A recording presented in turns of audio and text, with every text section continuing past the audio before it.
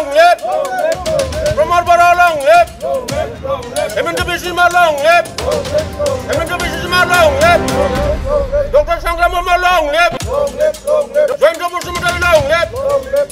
Ronjit Busumari long live. Ang bonisimbo खुलुमनाय जासिबाय दिनैहाय जोङो 12 नं सिरांदुवार ब्लक कमिटि UPPL नि जानानै आरो बे ओनसोलनि सासे नोगोरारि जानानै जोङो दिनैहाय मैयानि जे जोंहा BTR गभर्नमेन्टनि गेजेरजों जे 10टा जोंहा भेन्चार कलेजफोरखौ प्रभिन्सियलाइज खालामनायनि सायाव आरो जोंनि रुनिकाटा कलेजआ दिनै प्रभिन्सियलाइज जानायनि थाखाय बेखौ मोनसे जोंनि दैदेनगिरिफोरनो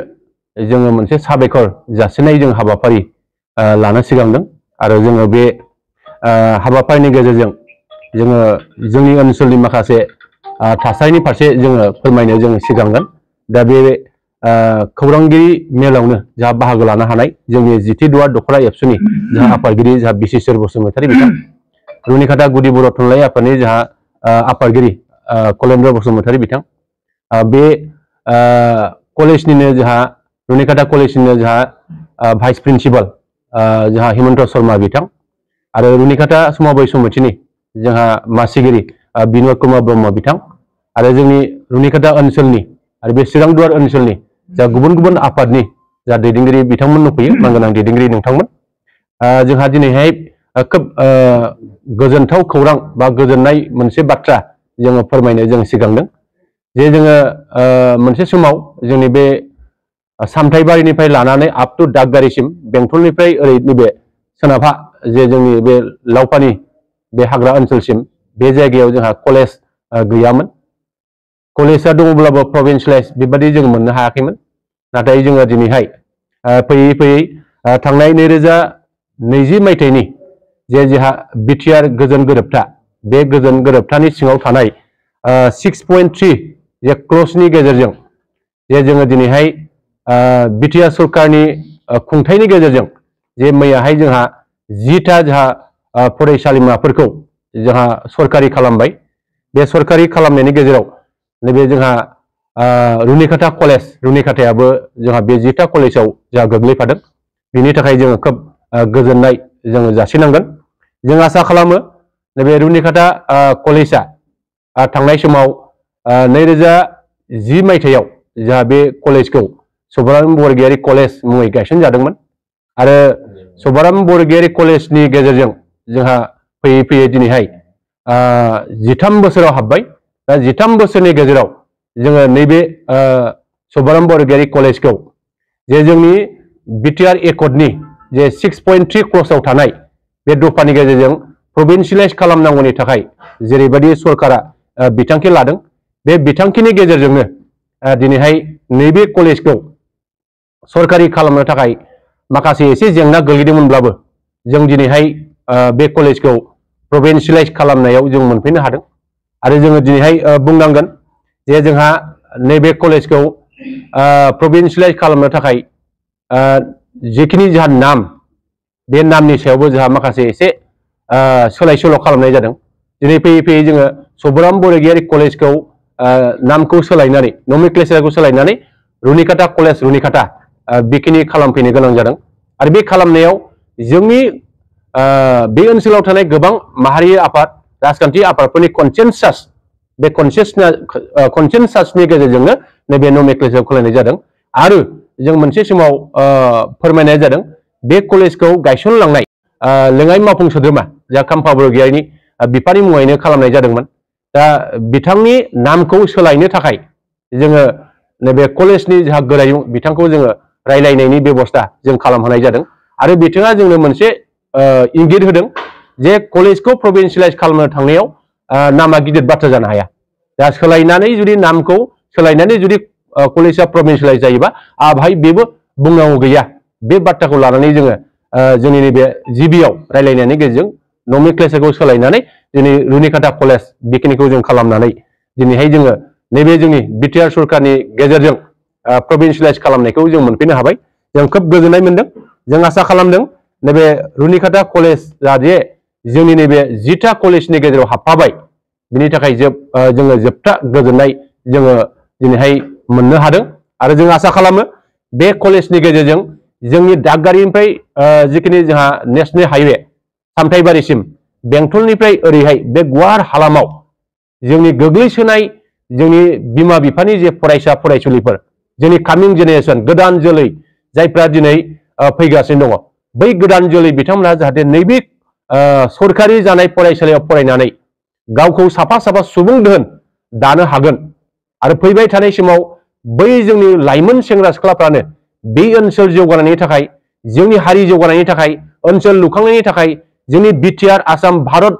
फोजौनायनि थाखाय बिथांमोना निश्चय रल मडेल जानानै खामानि मावनो हागोन आं बेखौ गोथौयै फोथायनाय दङ आं मिजिं खालामगोन दिनैहाय जोंहा नैबे रुनिकाटा कलेजाव जिखिनि जोंहा दा जोङो स्टाफ मोननो हादों बे स्टाफखौ जोङो दिनैहाय बुंनांगोन जे जोंहा एसिस्टेन्ट प्रफेसर हिसाबै गासै जोङो रुनिकाटा कलेजाव 9 सा जों मोननो हादों आरो जोंहा माबा हिसाबै अफिस स्टाफ एज पार एक्ट बे मथे जोङो गासै 11 जन मोननो हादों बेखिनि जोङो गासै 20 सा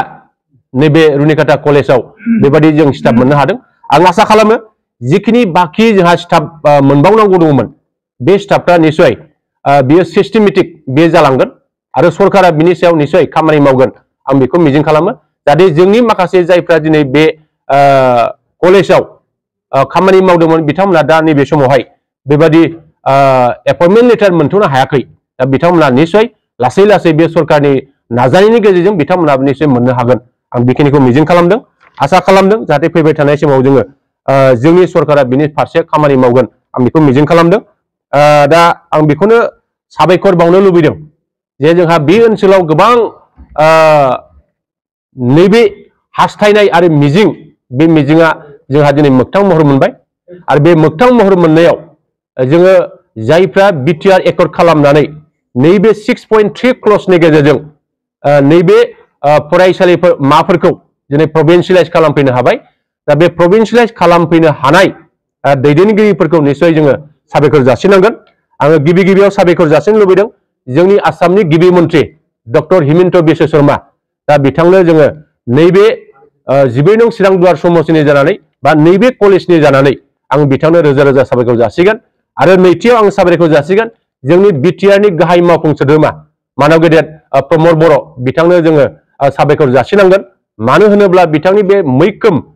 गोब्राब नाजानायनि गेजेरजों बे कलेजखौबो बिथाङा दिनै प्रभिन्सियेलाइज खालामफैनो हादों दा बेनि थाखाय जोङो बे ओनसोलनि जानानै जों बिथांनो रोजा रोजा जों साबायखर जासिबाय आरो जोङो थामथियाव साबायखर जासिनांगोन जोंनिनो एबसुनि जोंहा मानव गेदेर आफादगिरि दिपेन बर' गाहाय नेहाथारि करेन्द्र बसुमतारी मिरुनि गासै दैदेनगिरिफोर चिरां जिल्ला एबसुनि आफादगिरि नेहाथारि आरो बिथांनि गासै मावथि बिथांमोननोबो जोङो रोजा रोजा जों साबायखर जासिनांगोन बिथांमोननि गोख्रों नाजानाय गोख्रों बेबायदि नोजोर लाखिनायावनो नैबे कलेजा निश्चय बेबायदि प्रभिन्सियेलाइज जाफैनायाव जोङो दिनै मोगथां महर मोननो हादों जों बिथांमोननो रोजा रोजा साबायखर जासिगोन आरो जोङो साबायखर जासिगोन मोनसे समनि बिटिसिनि बारग' डिपुटि चिफ मानगोनां खाम्फा बरगयारी बे खाम्फा बरगयारीनि नाजानायाव नैबे कलेजखौ गायसननायनि उननिफ्राय दासिमाव जिबायदि जोंनो बेखिनि माखासे बिहोमा होलांबाय बे बिहोमा होनायनि थाखाय आङो बिथांनोबो रोजा रोजा साबायखर जासिगोन आरो जोंनि बे ओनसोलाव थानाय गोबां माहारियारि आफाद राजखान्थि आफाद जोंनि सानसुमै मेलेमजिबि बिथांमोननोबो जोङो निश्चय साबायखर जासिगोन आरो नैबे रुनिकाटा कलेजनि जोंहा गभर्निं बडिनि जा मानव गेदेर मासिगिरि चेयारमेन डक्टर सांग्रां ब्रह्म बिथांनोबो जों साबायखर जासिगोन जोंनि बे ओनसोलनि गासै जोंनि रायजो राजा बिथांमोननोबो जोङो रोजा रोजा जों साबायखर जासिनांगोन आसा खालामो बे कलेजआ फैबाय थानाय समाव मोनसे बयनिख्रुइबो नोजोराव गोग्लैनाय बयनिख्रुइबो साबना हामना मोनसे कलेज बे कलेजआ जानो हाथों आङो इसोरनिसिम आङो आरज गाबबाय जों नुनो मोनदों दि बे ओनसोलनि फरायसाफ्रा 35 एबा 40 किल'मिटार गोजानाव थांनानै फरायहैनांगौ जायोमोन बङाइगाव बा बासुगाव क'क्राझार आरो बेयाव थांनानै फरायहैनांगौ जादोंमोन गोबां फरायनायनि खेथ्रआव माने गाहायाव थानो गोनां जादोंमोन दा नैबेयो मोननो हाबाय बे हिसाबै जाखांफुनाय लाइमोनफोरखौ जाहाथे लकेलावनो फरायनो सुबिदा मोननो हानाया जाबाय दा माबायदि नोंथाङा मेसेज होनो सानो आङो फैबाय थानाय समाव नैबे कलेजआ जाहाथे बयनिख्रुइबो साबना हामना कलेज जों खालामनायनि बेबस्था बा सिन्था जा नोजोर आरो बिथांखि बे बिथांखिया निश्चय जोंनि सायाव निश्चय बियो सोनारगोन आरो बे कलेजनि गेजेरजोंनो फैबाय थानाय बे ओनसोलाव थानाय गोबां जोंनि गोदान जोलैफोर जायफोर लाइमोन सेंग्रा सिख्लाफ्रा दिनै मोनसे दिशा गोनां लामाजों गावखौ गायसननायनि थाखाय जेरैबायदि दिनै नांथाब नाजानायनि गेजेरजों गावसोर नाजागासिनो दङ बे नाजानाया मोगथां महर मोनगोन आरो जोंनि गोदान जोलैफ्रा निश्चय फैबाय थानाय समाव साफा साफा रल मडेल महरै जोङो मोननो हागोन आरो नैबे कलेजावनो जोङो जोंनि बे ओनसोलनि गोरिब गुन्द्रा जायफोर जोंहा दङ दा बिथांमोनखौ जोङो थाहोनानै बेयावनो हस्टेल दोननानै जों बिथांमोनखौ फोरोंनायनि थाखाय बेबस्थाया निश्चय जागोन आरो जोंनि ओनसोलनि दैदेनगिरिफ्रा बिनि फारसे गोख्रों नोजोर लाखिनानै खामानि मावगोन आं बेखौ गोथौ फोथायो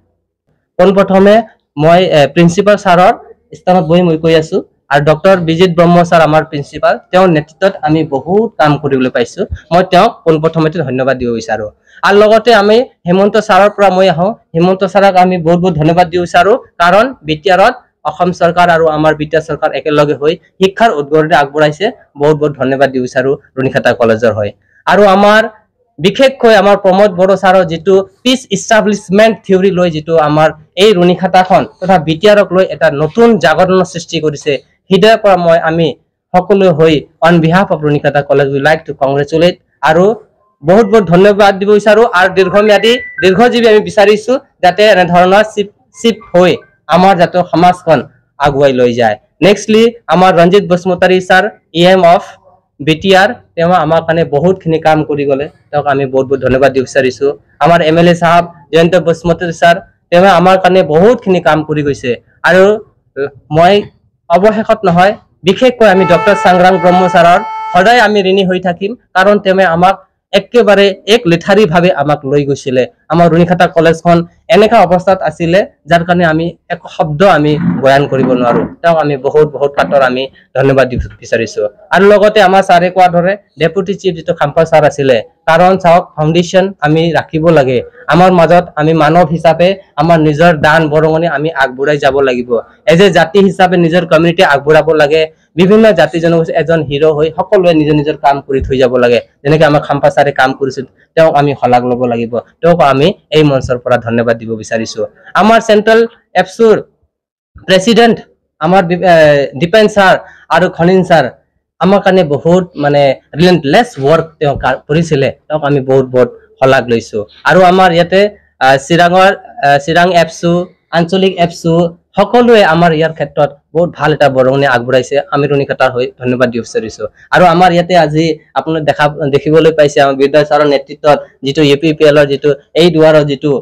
এই ব্লকৰ যেটো প্ৰেসিডেন্ট তা সেক্ৰেটাৰী সকলো যিমান কৰ্মকৰ্তা আৰু যিমান শাখাৰ কৰ্মকৰ্তা সকলোৱে যেটো ইউনাইটেডলি আমাৰ কাৰণে ইমান কাম কৰিছে এটু বোধহয় কোনো বেলেগ সমষ্টিয়ে বোধহয় ইমানখিনি কাম কৰিব নোৱাৰিলহেতেন যেনেকৈ আমাৰ কাৰণে তেওঁলোকে কাম কৰিছে আমাৰ বড়ো সাহিত্য সভাই যেনেকৈ আমাক একেলগে লৈ সকলো ক্ষেত্ৰত এটা ফোনৰ ক্ষেত্ৰতে তেওঁলোকে আহি আমাৰ লগত কাম কৰিছে আমি সদায় হলাগ ল'বলগীয়া লগতে আমাৰ লগতে বিভিন্ন জাতি জনগোষ্ঠী যেটো সংস্থা আছিলে ষ্টুডেন্টস ইউনিয়ন আছে সকলোৱে আমাৰ কাৰণে বিশেষকৈ আমাৰ ধ্যান আকৰ্ষণ কৰিছিলে আমাৰ কাৰণে এটা ৰিলেন্টলেছ ওয়ার্ক কাম কৰিছিলে তেওঁলোকে আমি ধন্যবাদ দিব বিচাৰো আমাৰ লগতে দীপক ছাৰ আমাৰ কলেন ছাৰ বিশেষৰ ছাৰ সকলো আমাৰ চেয়াৰম্যান ছাৰ যিমান আমাৰ ছাৰহঁতে সকলোকে আমি হৃদয়ৰ পৰা আলিঙ্গন কৰিব বিচাৰিছো কাৰণ আজি ৰুণিখাতা কলেজৰ মাত্ৰ নহয় সিভিল সোসাইটিৰ এটা এস্টাবলিশড হল বুলি ইন্টেলেকচুয়াল মিট কৰা এটা স্থান হল বুলি আমি ৰুণিখাতা কলেজৰ ক'ব বিচাৰিছো কাৰণ আমাৰ ইয়াত ইন্টেলেকচুয়ালি নাই বুলি এটা সময়ত মানুহে আমাক ব্লেম লগাইছিলে আপোনাৰ কোনো ইনষ্টিটিউচনে নাই আপোনাৰ কোনো এটা স্থান নাই যত আমাৰ ডাঙৰ ডাঙৰ মানুহৰ মানে তাত এটা জমগম বা এটা কোলাবৰেট হ'ব পাৰে তাৰ কাৰণে আমি আজি স্পীচলেছ আমি বহুত সুখী আমাক আপোনাৰ দৰে মানুহ লাগিব তেতিয়াহে আমি সভ্য সমাজৰ পৰা আকৌ আমি এটা ভাল দিগত আমি আগুৱাই যাব পাৰো তাৰ কাৰণে মই কিছুমানৰ নাম ক'ব পাহৰিছো হ'বলা যিমান এপছু আকছু আশা এছু যিমান আছিলে আমাৰ বিএছ যিমান সাহিত্য সভা আছিলে আৰু ইয়াত যিমান সমাজ আমাৰ ৰুণিখাতা সমাজক আগুৱাই লোৱাৰ কাৰণে কিছুমান কথা মই নাম কোৱা নাই ভুলো পাৰে মোক ক্ষমা কৰি দিব কিন্তু সকলোলৈ হৃদয়ৰ পৰা আমি ধন্যবাদ দিব বিচাৰিছো আৰু আমাৰ teaching staff non teaching staff যিমান আছে সুখৰ ভাগী হৈছে আৰু তেওঁলোকে দুখতো আমাৰ ভাগী হৈছিলে সকলোকে ধন্যবাদ দিব বিচাৰিছো বহুত বহুত ধন্যবাদ আগন্তুক দিশতো আমাকে এনেদৰে আলিঙ্গন কৰি যাব ধন্যবাদ খুলুমবাই खुलुमबाय दिनैहाय बे रुनिकाटा जे कलेजनि जे लांगोनायावहाय दिनै जे मैयानि जे फोसावनाय 10टा कलेजखौ जिहेतु प्रभिन्सियेलाइज दिनै खालामनायनि जे फोसावबाय बा खालामबाय दा बेखौ लानानै दिनैहाय जोङो बेहाय जे रुनिकाटा कलेजाव जोङो जयैनो जोंनि ओनसोलनि जे माहारियारि आफादनि दैदेनगिरि आरो राजनिति हान्जानि जा दैदेनगिरि आरो इन्टेलेक्सुवेल फोरोंगिरि गासैखौबो लानानै जोङो दिनैहाय जि गोजोननायजों लोगोसे साबायखर बावनाय हाबाफारि बेखौ जोङो लानाय जादों दा जोङो जे थांनाय जे बिटिआर रेकर्डनि गेजेरजों जे 6.3 नि गेजेरजों दिनैहाय 10टा कलेजखौ दिनै प्रभिन्सियेलाइज खालामनाय जाबाय बिनिनो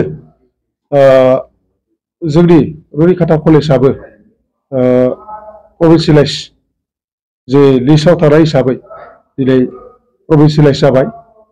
दा बे प्रभिन्सियेलाइज जानायनि थाखाय जानायाव जोंहा खोब गोजोननाय दङ आरो एरिया हिसाबै जोंहा बेयो गंसेल' कलेज दङमोन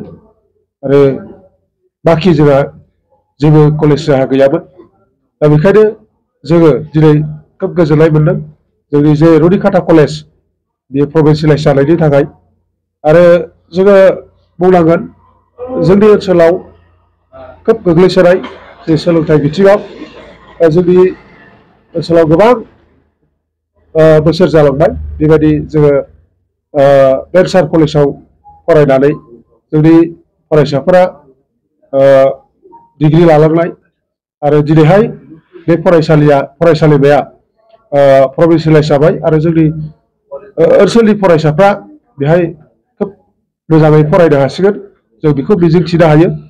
दा जोङो बाख्नायनांगोन जोंनि जे आसामनि मानव गेदेर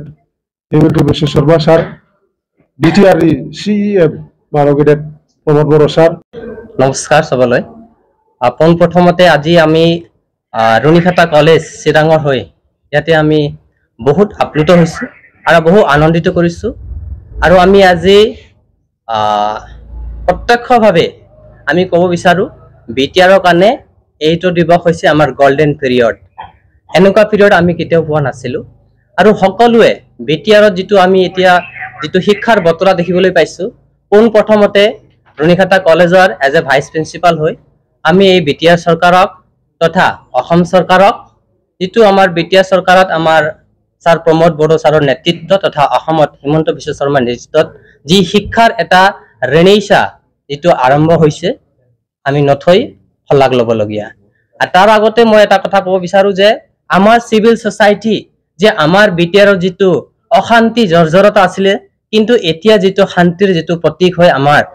শিক্ষাৰ ক্ষেত্ৰত যেটো বৰঙনি আগবঢ়াইছে তাৰ কাৰণে আমি रुनिकाटा কলেজৰ হৈ আমি নথৈ আনন্দিত আমাৰ সিভিল সোসাইটি আমি ইমান উন্নত মানৰ কথা আমি চিন্তা কৰিব পাৰিছো ইয়াৰে আমি উদাহৰণ আমি দেখিবলৈ পাইছো যোৱাকালি যেটো 10টা কলেজ যেটো প্ৰভিন্সিয়েলাইজড হল ইয়াৰ কাৰণে দুটা কথা মই ক'ব বিচাৰিছো এটা সময়ত এনেকুৱা আছিল যে এটা 30 বছৰ 40 বছৰ ধৰি এটা কলেজ হোৱাৰ কাৰণে আমি হাবাথুৰি খাই আমাৰ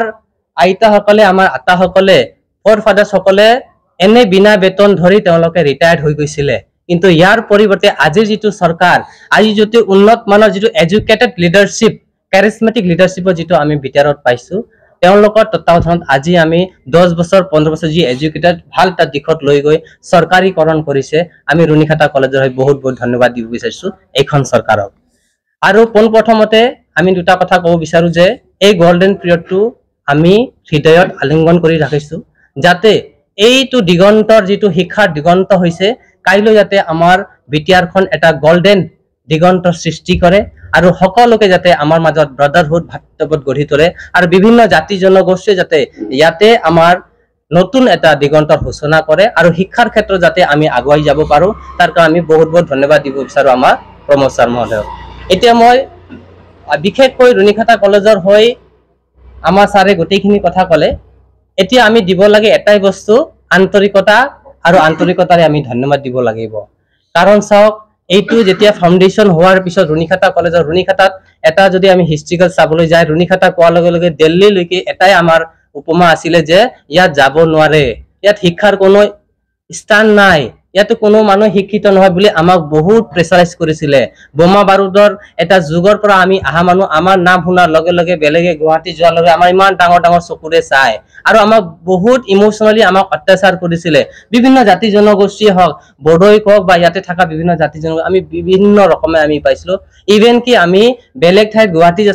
এনে ধৰণৰ ঠাইত গৈ আমি ভালকৈ শিক্ষা ল'ব পৰা নাছিলো এতিয়া আমাক চাব লগা আমাৰ ৰুণিখাতা নিচিনা জাগাত আজি নহয় 10 বছৰ 15 বছৰ 20 বছৰ আগতে এই ঠাইত কলেজ হ'ব লাগিছিলে ইয়াৰ পৰা আমি বহুতো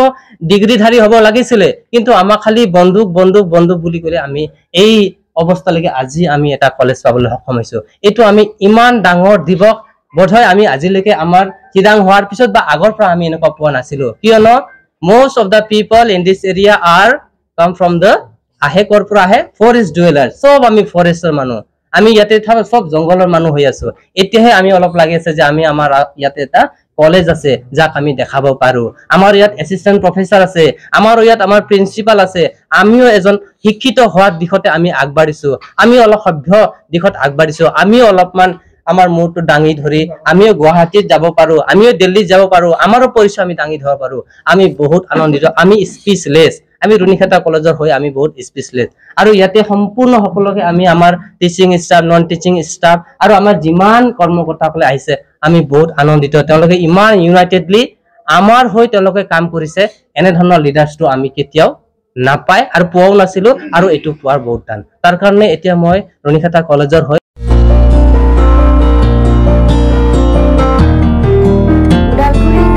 Songkordan Mission High School ni sakhatiyaw thanai Regi-regang Dokona Golayaw Lokai, FNF, Mohor Brand, Bibar Brand, Arunai Brand, Zuripan, Mathani baidi-baidi rokomni Dokona, Arunai Blouse Khali Aru Boroni Samsin Hamsin Agoni Jiporkau Wholesale Aru Retail Monleibu Besenaw baino hagen Beni thakai nongthanga 7896313108 eba 8471820909 janbung number sulat